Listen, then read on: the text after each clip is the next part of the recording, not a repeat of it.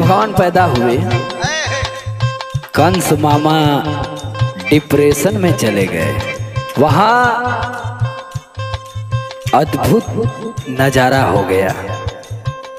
आज ये गीत के माध्यम से सुनते हैं। श्याम जन्म लिहल जेल के कोठरिया में, भादो के अनहरिया में ना